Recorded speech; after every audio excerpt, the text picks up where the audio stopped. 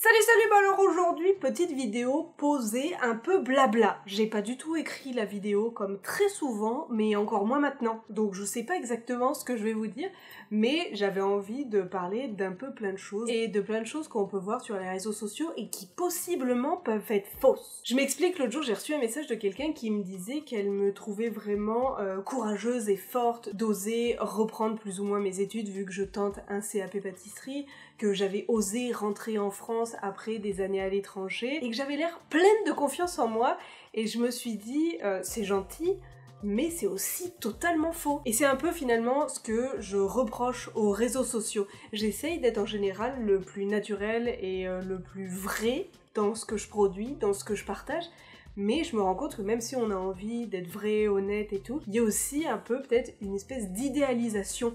Donc tout ce que je laisse transparaître, oui j'en parle, mais en même temps des fois on se fait de fausses idées. Du genre quand on pense que je suis pleine de confiance en moi, etc., je suis aux antipodes de ça. Genre Lille et Marseille. Voilà. Moi je suis un peu l'opposé. J'ai jamais été quelqu'un qui regorgeait de beaucoup de confiance en elle. Vraiment, j'ai toujours été la fille qui se mettait derrière sur les photos de classe, qui s'habillait le plus discrètement possible, qui parlait pas, qui détestait qu'on l'interroge en classe. Vraiment, tout me fait peur. Dans la vie, je suis un peu une grosse trouillarde et j'ai l'impression qu'en ce moment, avec le confinement, j'ai tout qui ressort comme ça. Avoir lancé ma chaîne et avoir travaillé sur l'auto-entrepreneuriat, c'est vraiment quelque chose qui m'a aidé à travailler là-dessus, parce qu'il fallait que moi-même je cherche des clients. Si je voulais faire une rencontre abonnée, fallait que ce soit moi qui lance ça, fallait que je me force à aller vers vous. Parce que je sais qu'il y en a qui sont stressés quand on fait une rencontre abonnée, mais je l'ai déjà dit et je le redirai toujours, la plus stressée dans ces moments-là, c'est moi. Parce que c'est vraiment pas dans ma nature d'oser aller vers les gens. Et là, maintenant que je me mets à rechercher un boulot, je stresse de tout. Je stresse d'aller déposer des CV, je stresse de l'entretien, je stresse de pas arriver à faire le job demandé. Voilà, il y a tout qui me stresse. Donc je trouve ça toujours gentil quand on me dit t'as l'air pleine de confiance en toi, etc. J'aimerais te ressembler, je trouve ça super courageux ce que tu fais, etc.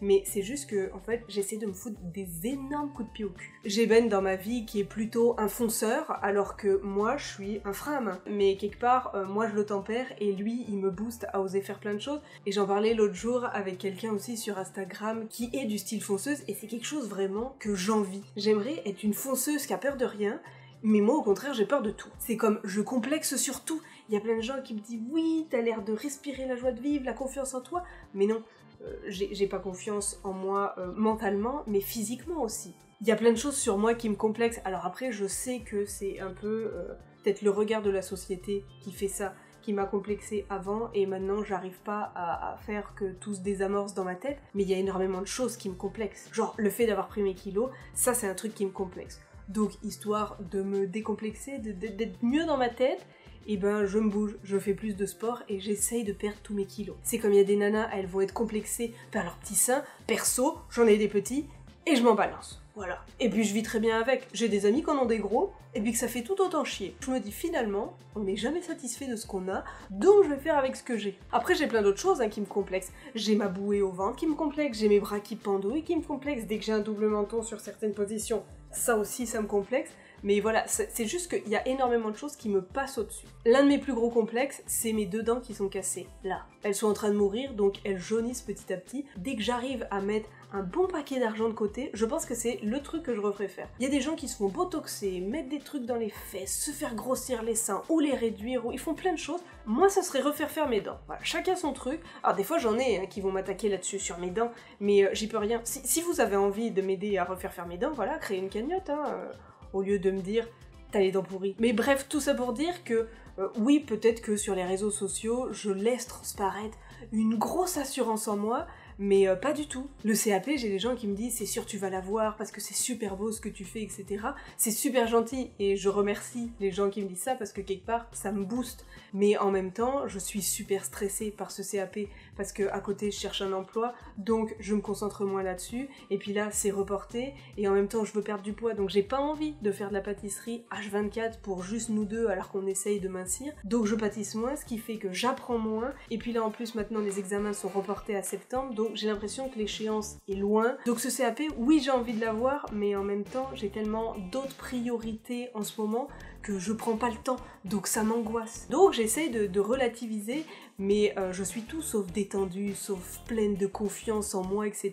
Surtout en ce moment. Vraiment pas. Donc voilà, j'avais envie de vous parler de mes complexes déjà depuis super longtemps, parce que je pense que on a tous un peu des complexes, voilà. Moi je travaille là-dessus, pour les plus gros, ceux sur lesquels il faut que je travaille. Je me dis, il y a personne qui est parfait. C'est pas parce que moi je fais des vidéos sur internet que je suis la perfection incarnée. Hein. Non, je suis vraiment très loin d'être parfaite. J'ai peur de tout, j'ai peur de plein de choses. La vie me fait peur. J'ai peut-être un petit syndrome de Peter Pan ou quoi, mais je trouve que la vie elle est flippante. Des fois j'ai pas envie d'avoir les trucs d'adultes à gérer. Une autre grosse peur que j'ai, mais ça c'est plus une phobie, c'est les araignées. Vraiment, je suis arachnophobe, mais à un point très haut. Voilà, je suis capable de pleurer si je vois une araignée et que je dois m'en débarrasser. Il y a clairement plein de choses où je suis vraiment pas un modèle. J'essaye de faire de mon mieux pour travailler sur plein de choses, mais je suis pas au top partout. Il y a même dans pas beaucoup de choses que je suis au top. Donc voilà, j'essaie juste de vivre au mieux avec mes complexes.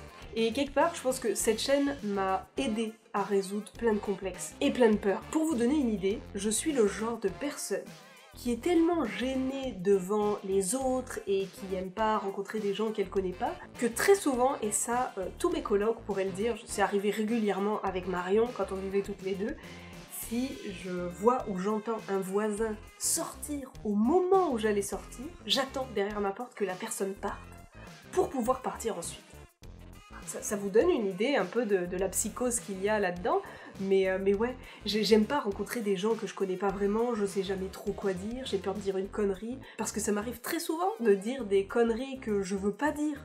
Donc, en général, c'est vrai que dès que j'entends un voisin, j'attends. Je regarde à travers la porte pour voir quand elle est partie, et ensuite je descends. Marion et Ben me prennent vraiment pour une tarée à faire ça, parce que mais ils vont pas te bouffer les voisins, tu peux sortir en même temps, tu parleras 2 minutes et puis c'est bon. Mais je suis toujours super gênée. Je suis peut-être un peu asociale aussi. J'adore parler avec mes amis, je suis extrêmement sociable quand je connais les gens, j'adore parler avec eux, je suis même possiblement très bavarde, mais quand je connais pas, je suis un peu un mur. Si vous me rencontrez dans une rencontre abonnée, etc., ça me fera vraiment plaisir. Mais si je rencontre quelqu'un dans un autre contexte, genre en soirée et puis que je connais pas, je peux être possiblement beaucoup plus réservée et plus sur la défensive. Donc non, je suis clairement pas pleine d'assurance, super confiante en moi et puis sans complexe. Absolument pas. Je suis même possiblement l'opposé de ça. J'ai aussi un mécanisme d'autodéfense un peu pourri. Si on me fait un compliment, je vais avoir tendance à me dévaloriser. Ça, je pense qu'on est beaucoup à l'avoir. J'essaye de travailler aussi là-dessus, mais c'est pas facile. Clairement pas. Mais il faut se le dire, personne n'a zéro complexe. Tout le monde en a. On essaie juste de les camoufler et mettre l'emphase sur autre chose, mais tout le monde a des complexes. Si vous avez envie de partager les vôtres en commentaire, vraiment, n'hésitez pas. Moi je vous dis, mes dents c'est mon plus gros complexe. À un moment j'aurais pu être complexée par mon nez parce qu'il a une bosse, mais je me le suis cassé, j'ai clairement pas envie de me le refaire. C'est peut-être pas le plus beau nez, mais je m'en fous. Je pourrais vous faire une liste immense de tout ce que j'aime pas chez moi, mais j'essaye vraiment de me focaliser sur ce que j'aime. J'aime bien mes mains, même si elles sont tordues, je vois à travers. Sur celle-là, je vois à travers. Vraiment. Là, on peut voir. C'est très pratique quand on regarde un film d'horreur parce qu'on peut voir la télé à travers. Mais voilà, j'aime bien mes mains.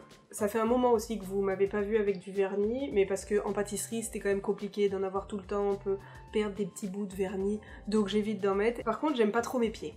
Mais en même temps, j'ai fait un constat, à partir du moment où on a plus de 4 ans, les pieds c'est moche. C'est pas beau des pieds. Puis plus on vieillit, plus c'est dégueulasse, hein, on va se le dire. Mon truc, moi, quand j'arrive à la plage, je les enterre dans le sable. Comme ça, personne les voit. Il y a des complexes que je trouve plus durs à gérer que d'autres, mais voilà, j'essaie de travailler sur ces petites choses pour faire en sorte que là, ce soit mieux. Quand j'aurai trouvé un job et que je serai bien, j'arriverai plus facilement à préparer de façon plus organisée le CAP, et j'arriverai de ce fait à faire tous les projets un peu que j'ai en tête, etc. Je pense que tout est lié, donc j'essaie de gérer tout ça étape par étape. Toute cette ambiance aussi un peu stressante fait que je partage moins de trucs sur les réseaux sociaux. Je sais qu'en ce moment, je suis un peu moins active, mais d'une, on bouge pas de la maison, je fais pas grand chose, voilà. Je vous partage ça quand je pâtisse ou autre, ou alors je vous partage des petits trucs sur Gus, mais d'une, j'ai pas trop la tête à la fête, je déborde pas de joie à outrance en ce moment, et puis je suis super concentrée sur plein de choses, donc je minimise un peu mes interactions sur les réseaux sociaux, mais ça va quand même, hein. Je suis pas au fond du gouffre ni rien, c'est juste que j'ai plein de choses en tête, donc je pense moins à mettre une story 2 mois sur mon canapé ou 2 mois devant mon ordinateur pour le xème jour consécutif. Mais je suis toujours là, je vais revenir, etc. Après, moi, je peux vous saouler avec des trucs sur Gus à outrance, hein, parce que je prends à peu près 20 photos de lui tous les jours. Certaines personnes, c'est leurs enfants, moi c'est mon chat. Bref, je pense que je m'éparpille beaucoup, mais voilà. D'une, je voulais vous dire merci, parce que grâce à vous, indirectement, j'ai essayé de travailler sur plein de complexes et de peurs que j'avais, et puis je voulais vous parler un peu de ces complexes qu'on a tous, et puis qu'on arrive plus ou moins à gérer. Mais voilà, juste vous dire que c'est pas grave. Il n'y a aucun complexe qui est insurmontable. Il faut bien se dire une chose, on est toujours plus critique avec soi-même qu'avec les autres. Genre quand on fait une photo de groupe, les gens quand ils vont arriver pour la regarder, ils vont se regarder eux en premier. Et dans 95% des cas, ils vont se trouver moins bien que le voisin, à se dire « oh mince, j'ai une sale gueule », etc. On pourrait faire des dizaines de photos de groupe, il y aurait toujours quelqu'un qui dirait « ah mais non, mais moi là j'aime pas ma tête ». C'est un classique, c'est aussi pour ça que je fais très régulièrement des grimaces sur les photos. Je trouve que ça résout un problème très rapidement. Voilà. Si on me dit t'as une sale gueule, oui bah c'était voulu, hein, c'est pour ça que j'ai fait une grimace. Bref voilà, c'était une vidéo très fouillis-fouillon, très artistique, je vous donne ça comme ça et puis vous en faites ce que vous voulez. Mais en tout cas, dites-vous bien une chose, moi je vous trouve beau et belle. Peu importe vos complexes, peu importe comment vous êtes beau et vous êtes belle. Sur ce, je vous dis à samedi prochain, peut-être dans ma cuisine, peut-être sur mon balcon, peut-être dans mon salon, peut-être encore ici. Je ne sais pas, mais je vous dis à la semaine prochaine. Allez, bisous bisous. Je suis partie dans tous les sens, je crois.